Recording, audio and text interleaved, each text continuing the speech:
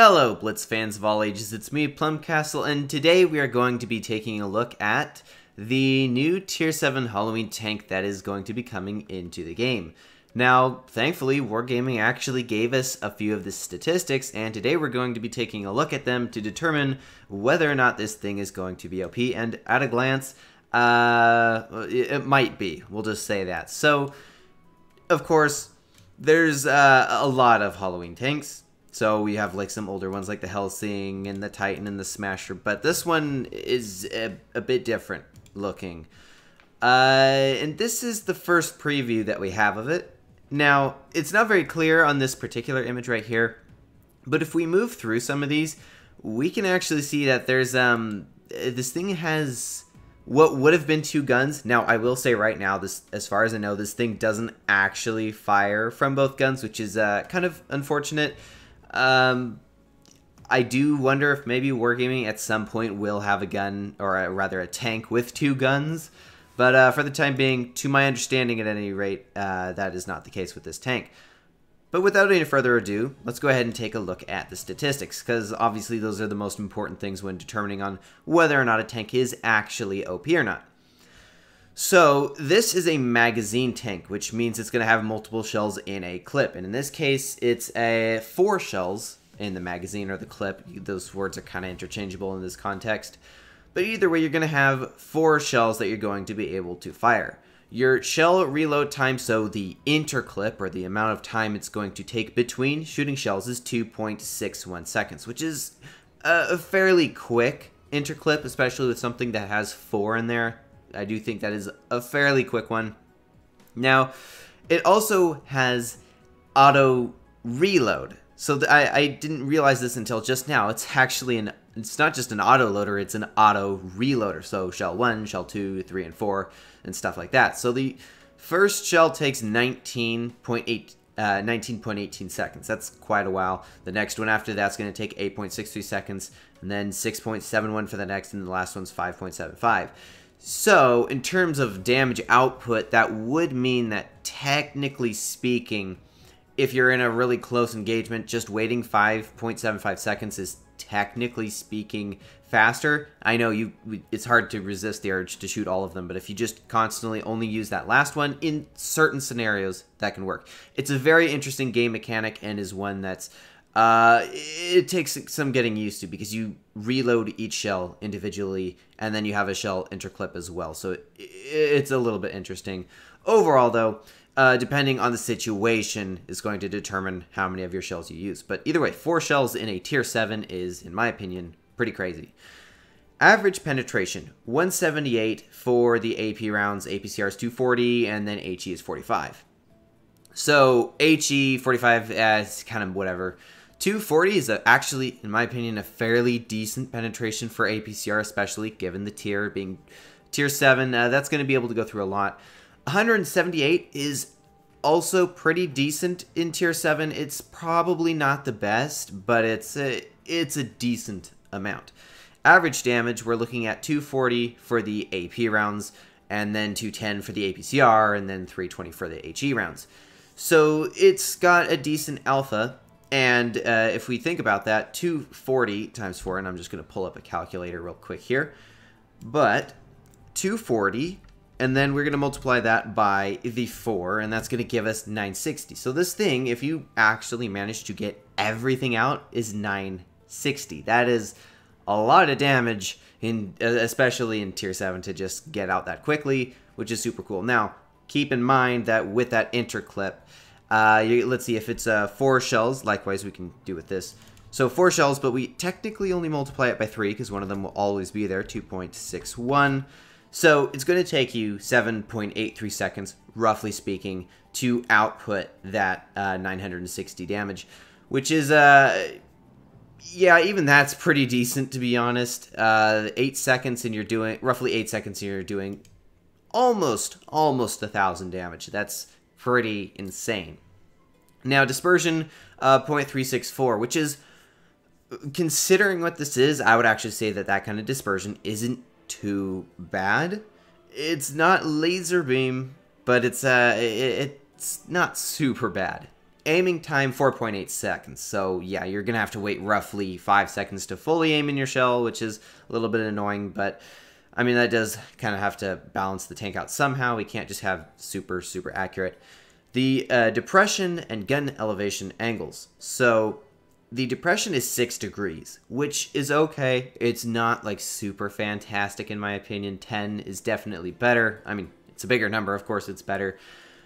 But I will say that the 6 degrees of gun depression is doable and hopefully will help this tank from being completely busted, though that may be already too late. And then elevation is 18 degrees. Honestly, I don't put too much stock in elevation as long as it's over 15. Generally speaking, it's not the biggest thing in the world. Now, but that was just with the gun. Survivability, hit points, 1,600. And real quick, I'm just going to double check. Let's take a look at, say, something like the Annihilator here. Let's just base this off of one of the most overpowered tanks in the game. Okay, right on par. It's like 10 more hit points than the Annihilator, and the Annihilator has decent hit points, I would say. So that is 1,600 hit points. So you're going to be able to take a few shots. Granted, some tier 8s will probably just go right through you. In terms of turret armor, millimeters, so front, side, and rear. So the front is 193. That is actually pretty thick. Again, makes sense, I guess, suppose, because this is a rounded turret. And if you take into consideration the fact that you're going to be having a rounded turret, that means your effective armor is actually going to be a bit thicker than this, probably somewhere above 200. 80 millimeters for the side, of course, side of the turret kind of makes sense. 76 for the back. So the back of the turret really is not super prone to HE. Some things can do it. A smasher could do it. But not every tank under the sun is going to be able to do that. Hull armor is a lot weaker. 128 millimeters on the front of the hull, 96 on the sides, 57 in the rear. So when contrasting this to the turret, the hull is just going to be a lot weaker in the front. 128, that's going to be honestly fairly easy to go through. 96 is still easy to go through, however, that is definitely thicker than the side of the turret, and then 57 is weaker than the back of the turret. So yeah, this thing in the back of the hull area, a few more tanks are going to be able to HE that. Now, in terms of view range, it's sitting at honestly a pretty normal 240. I often see that number on a lot of heavy tanks, so nothing too real surprising there. In terms of maneuverability, and this is really a big thing, because the Annihilator is honestly too mobile, in my opinion. But still, I mean, that's interesting. So we're going to be taking a look here. 49.6 is the weight, so it's got some weight to it. You probably aren't going to be wanting to ram with this tank per se. Engine power, I don't really know how much that affects the overall, but of course a stronger engine, 620.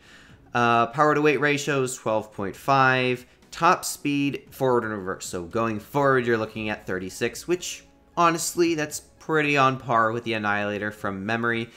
15 kilometers per hour backwards, obviously not super quick, and there's another thing here. I don't know if it will actually mention it here. It might have mentioned it somewhere and I just missed it. But according to the video that's actually in the very top here, this tank has that special ability where when its tracks are broken, it can still pull backward at a very slow speed. So yeah, pulling backward at 15 kilometers per hour is not fun, but technically speaking, even if your track's broken, you're going to be moving somewhere, even if it's not quickly. So that is another thing going for this tank.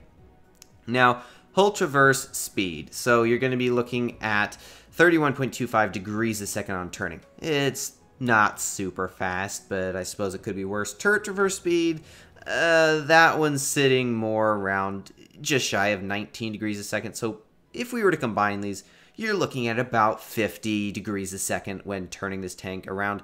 It's not super fast, to be honest. So in the statistics that I'm looking at here, I am noticing some particular things that could be very strong, and then some other things that are keeping it a little bit in check. It's a little bit hard to gauge without playing the tank yet. I do plan to get it at some point whenever the event comes out. I don't know if they announced it in here somewhere. It doesn't look like it, but I mean, it's got to be coming soon. And one note here, these parameters apply to vehicle crew trained to 100%. Without skills, equipment, and provisions. So based on that, this tank may not have 100% crew when you first get it, which is pretty rare for premium tanks, but maybe it does. Maybe they're just saying that. But when you take into consideration equipment and provisions and all that nifty stuff, that's definitely going to give some like micro buffs to the tank. Overall, though, I see some... When it comes to the overpowered stuff, of course, the magazine and how much damage you can output, that's pretty OP. And then the... of course, the turret traverse is not super OP. The turret armor frontally is super overpowered, but everywhere else is just kind of okay. Overall, I think this tank will be pretty strong, and in certain situations, I do think it will actually be overpowered. However, I do see a little bit of an effort on Wargaming's side to not make this like completely busted, but maybe it is and I'm just missing it. And of course, you, again, have that special ability to pull backwards even with a broken track. So yeah, maybe this tank is completely busted, but it's a little bit hard to say right now whether it's like super OP to the level that the Annihilator is, or if it's just a really good tank, I would say. I don't think this tank's actually going to be bad whatsoever, not like this thing. This was awful. But anyway, that does conclude the video, and so with that, I hope you all enjoyed, and as always, have fun, good luck, and happy tanking.